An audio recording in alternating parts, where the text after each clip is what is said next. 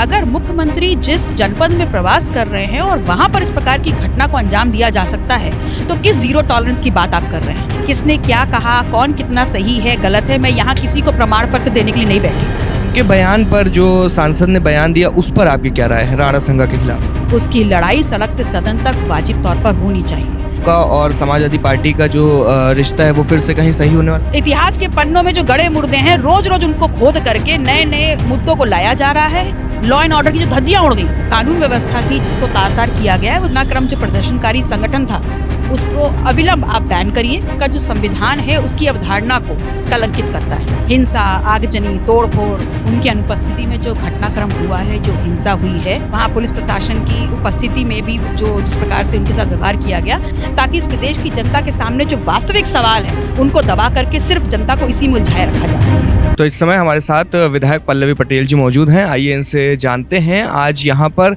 तमाम अपना दल के कार्यकर्ता जो हैं वो आए हुए हैं और यहाँ पर भारी विरोध प्रदर्शन देखने को मिल रहा है करणी सेना पर। जिस तरीके से एक दलित सांसद के घर पर भारी तोड़फोड़ देखी गई, उसके बाद मैम क्या कहना चाहेंगी जिस तरीके से भारी तोड़फोड़ हुई और उसके बाद आप सब लोग यहाँ पर? देखिए, कल आगरा में माननीय सांसद जी के घर पर उनकी अनुपस्थिति में जो घटनाक्रम हुआ है, जो हिंसा हुई है, जो विरोध के नाम पर जो तोड़फोड़ की गई है, कहीं ना कहीं हम उसका विरोध कर रहे हैं। हमारा ये मानना है कि अगर उसमें संसद में किसी ने कोई वक्तव्य दिया है, उस पर आपकी सहमति भी हो सकती है, असहमति भी हो सकती है। विरोध के बहुत से अलग रास्ते हैं, लेकिन जो माध्यम जो कल चुना गया है, हिंसा, आगजनी, तोड़फोड़, वहाँ पुलिस प्रशासन की उपस्थिति में भी जो जिस प्रकार से उनके साथ व्यवहार किया गया, कहीं ना कहीं ये आपका जो संविधान है उसकी अवधारणा को कलंकित करता है। ये देश में कानून व्यवस्था है, इस देश में संविधान लागू है और आप कानून व्यवस्था को धता नहीं बता सकते। तो इस विरोध प्रदर्शन के खिलाफ हमारी ये मांग है सरकार से कि जो वहाँ पर प्रदर्शनकारी थे, जिन्होंने एक दलित सांसद के घर पर इस प्रकार के घटनाक्रम को अंजाम दिया है, उनके खिलाफ सबसे पहले रासुका लगाइए। नंबर 2, जो घटनाक्रम जो प्रदर्शनकारी संगठन था उसको अविलंब आप बैन करिए, ताकि जो इस प्रदेश में कानून व्यवस्था थी जिसको तार तार किया गया है वो दोबारा स्थापित की जा सके। नंबर 3, दलित और पिछड़ा समाज के जो भी राजनेता अभी वर्तमान में जो हैं और जो राजनीतिक पार्टियों के जो लोग हैं, उनकी सुरक्षा का रीवैल्यूएशन करते हुए उनको उचित सुरक्षा व्यवस्था मुहैया कराई जाए। पल्लवी जी, आप कानून की बात कर रहे हैं तो हमने देखा जैसे ही समाजवादी छात्र सभा के लोग हजरतगंज पर जैसे ही जुटे वैसे ही उनको तुरंत उठा ले गया गया। तो इस मामले में तो पुलिस मुस्तैद है ना? देखिए, बात इस बात की नहीं है कि आप कहाँ मुस्तैद हैं, आप मुस्तैद हैं लखनऊ में, लेकिन कल जो घटनाक्रम हुआ उस वक्त इस सूबे के मुख्यमंत्री वहाँ से 1 किलोमीटर की दूरी पर थे। अगर मुख्यमंत्री जिस जनपद में प्रवास कर रहे हैं और वहाँ पर इस प्रकार की घटना को अंजाम दिया जा सकता है, तो किस जीरो टॉलरेंस की बात आप कर रहे हैं? लॉ एंड ऑर्डर की जो धज्जियां उड़ गई, तो ऐसे में जब मुख्यमंत्री के रहते हुए एक सांसद सुरक्षित नहीं है, उसका आवाज सुरक्षित नहीं है, पुलिस प्रशासन सुरक्षित नहीं है, तो आम जनता को आप क्या बोलना चाहते हैं? सवाल हमारा ये है।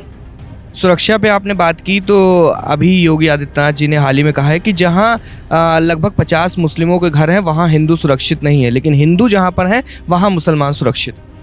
अभी तो फिलहाल इसी बात की बात कर रहे थे कि सांसद कहाँ सुरक्षित है, जनप्रतिनिधि कहाँ सुरक्षित है। और सबसे बड़ी बात है कि उत्तर प्रदेश की 25 करोड़ जनता ने आपको सिर्फ यहाँ सुरक्षा देने के लिए नहीं सूबे का सरदार बनाया है, आपको यहाँ की लोगों की नौकरी देने के लिए सूबे का सरदार बनाया है। किसान भूखे पेट ना सोए इसलिए सरदार बनाया है, किसान के साथ जो जुड़े हुए खेत है उनकी सुरक्षा हो उसके लिए सरदार बनाया है आपको। तो उन सब की बात तो हो नहीं रही है। इतिहास के पन्नों में जो गड़े मुर्दे हैं, रोज रोज उनको खोद करके नए नए मुद्दों को लाया जा रहा है, ताकि इस प्रदेश की जनता के सामने जो वास्तविक सवाल है उनको दबा करके सिर्फ जनता को इसी में उलझाए रखा जा सके। अच्छा, क्या 27 से पहले ये जो अभी मुद्दा हुआ है इसके ज़रिए आपका और समाजवादी पार्टी का जो रिश्ता है वो फिर से कहीं सही होने वाला? देखिए, हम विरोध की उसमें हैं, एक जिम्मेदारी में, और विरोध की जिम्मेदारी में रहते हुए मुझे ऐसा लगता है कि जो कल का घटनाक्रम हुआ है उसकी लड़ाई सड़क से सदन तक वाजिब तौर पर होनी चाहिए, क्योंकि इस प्रदेश का नेतृत्व अगर एक महंत को मिला है तो उनकी जिम्मेदारी, उनकी निगाह में सब बराबर हैं।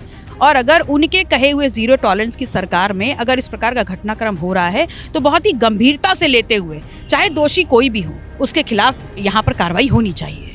उनके बयान पर जो सांसद ने बयान दिया उस पर आपकी क्या राय है राणा संघा के खिलाफ? देखिए, एक ही विषय को इतिहास के पन्नों में भिन्न भिन्न इतिहासकारों ने अपनी अपनी सोच के अकॉर्डिंग लिखा है। किसने क्या कहा, कौन कितना सही है गलत है, मैं यहाँ किसी को प्रमाण पत्र देने के लिए नहीं बैठी। जो घटनाक्रम हुआ है हमारा विरोध उसको लेकर के है, और हम ये भी मानते हैं कि अगर किसी के बयान पे सहमति असहमति है तो निश्चित तौर पर आप विरोध करिए, आपका अधिकार है, लेकिन विरोध करने की भी अपनी मर्यादाएं हैं, उसको तार तार मत करिए।